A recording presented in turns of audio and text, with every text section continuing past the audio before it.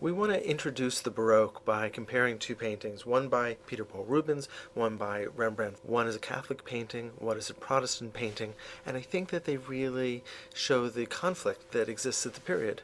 This term, the Baroque, covers this whole period in the 1600s, but really can mean so many different things, whether we're in Italy looking at Caravaggio, or we're in Spain with Velázquez, or a more classicizing Baroque, which we see in Poussin. France and Guercino, or in the north, even, just as you mentioned, the two artists who live very close to one another, whose work is so different, Rembrandt and Rubens, because Rubens is in the Catholic part of what once was Flanders, and is now part of Spain, right? Yeah. And then Rembrandt, right nearby in what's today Holland, and was then Holland, which was an independent republic. And it's a split that's not And only political, but it's a split that is now religious as well. Exactly. So there's Protestant Holland, where Rembrandt is, and the Catholic part of Flanders, which is where Rubens is. And this has an impact not only on style, but on the very subject matter of artwork. Everything, really. And really, the reason that painting is even made, its purpose in society is shifted. Yes, completely right. Rubens is really, he's still getting commissions from the church, Absolutely. which Rembrandt is not going to be able to do in a Protestant country. And it's useful that the church is in control still of so much of Europe, because he's getting commissions in much of Catholic Europe. Yes, and he's really, very successful with all of those commissions, and from the royal families of Europe. And so here in the Elevation of the Cross, this is an enormous image, right? I mean, how tall is it? It sits on an altar. Oh, I think this painting is something in Antwerp, in the cathedral in Antwerp. 15 feet tall. Right. It's so huge. It's right. So it's this massive image, the massive painting that could only be on the altar in a church. So it's public. It's absolutely a public kind of art. Yes. And it's a painting that is heroic, even as it's grotesque, even as it's damning. It's showing this crescendo of figures, this pyramid of figures that is just pulling and full of energy and torsion and muscle and power, just straining to get this huge weight of the Christ and the lumber of the cross up Yes. into the air and upright. Yes. And the effort, we look at this and the straining, we're not even sure if they're going to make it. I mean, these are circus people. Look at the muscles on these figures. So he's obviously been looking at Michelangelo. There's I no think. question. But yeah, No question. this is something that Baroque art often does. This sort of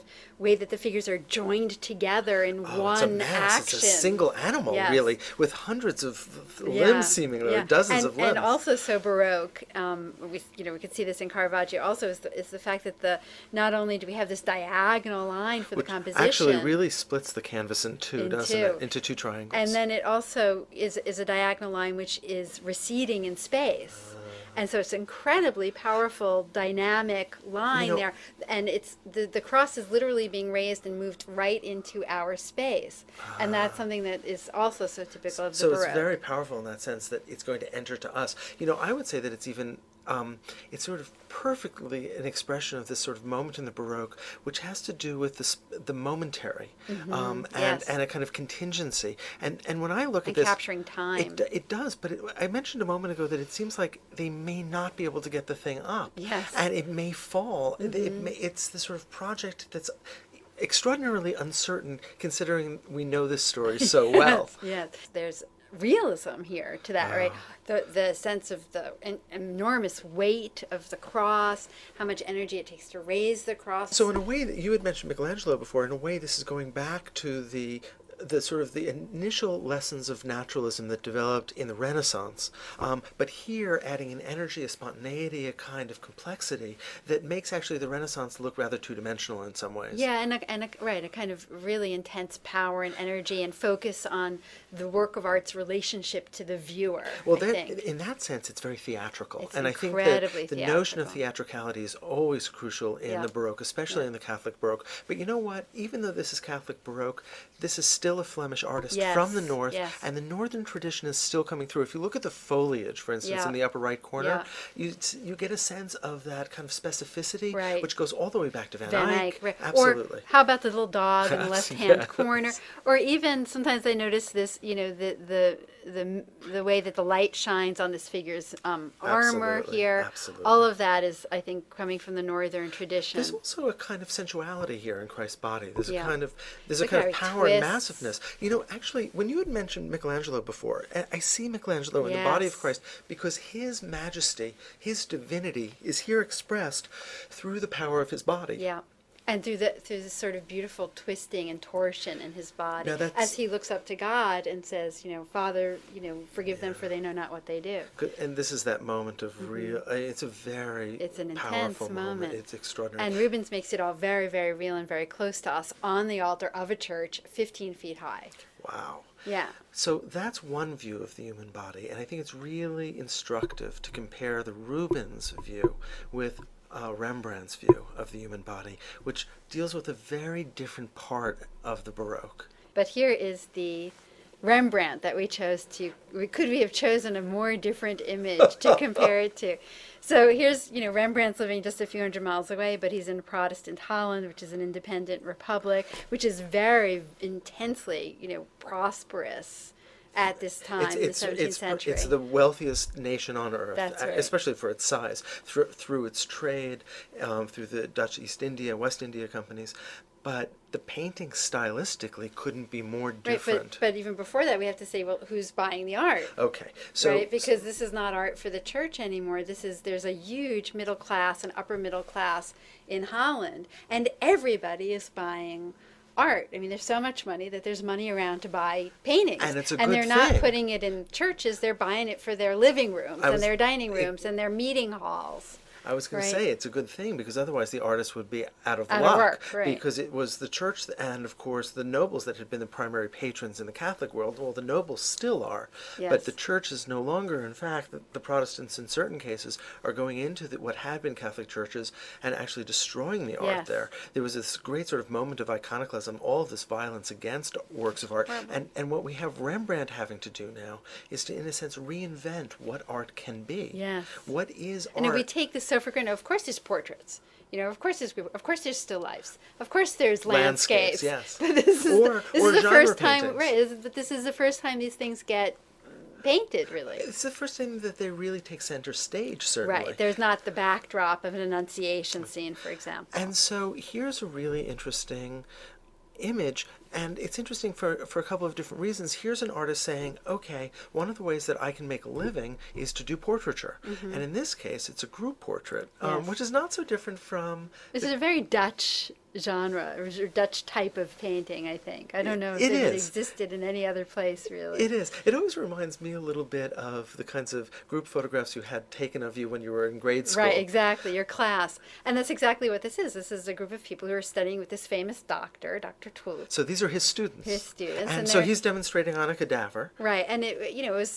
a sort of hot topic at the time, to study anatomy and sort of the beginnings of science, and people would take classes and pay to go to anatomy lessons.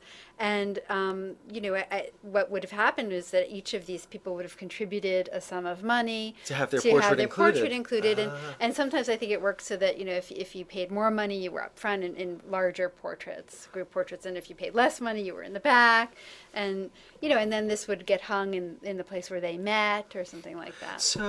But Rembrandt is doing something really interesting here, which is that unlike the photograph in grade school that I was mentioning a moment Yes. ago, they're not lined up. There's a kind of interaction. There's Right. a central focus, clearly, which is the anatomy lesson itself, but there's a kind of activity here. Yes. There's a kind of naturalism, a kind of realism in terms of the way that people relate to each other and occupy space, which is different from the theatricality that we saw in the Rubens. But it's still some theatricality. Yes, absolutely. Yeah, because it's completely invented. It's important to remember to have in your mind, and maybe we should have put one up, a sort of image of a class photo, and everybody sort of addressing the viewer, sort of looking out in a kind of very stiff way. And that's exactly the kind of group portrait that existed before Rembrandt.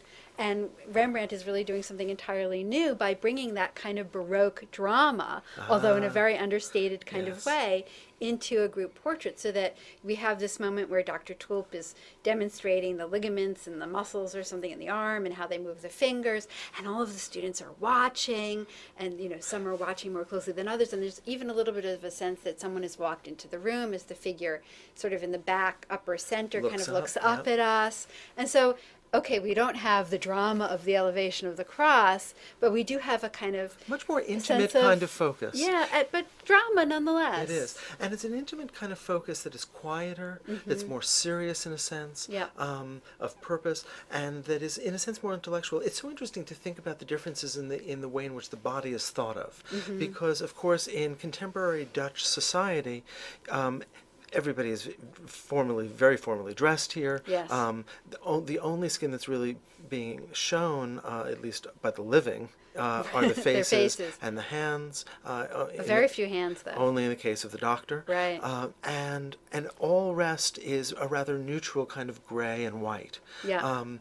Whereas, and then of course we have the cadaver itself, which is exposed and a subject of our intellectual curiosity, of our scientific curiosity, and it's very different from the kind of heroicism with which the body was represented in the Rubens, which was really about majesty. It was really about an expression of divinity through the body. Here we have an expression of science through the body, and it's a very different. What I'm beginning to see when I look at a painting like this is kind of proto-science. That's right, and the kind of tendencies that will develop in the next century, in the Age of Enlightenment.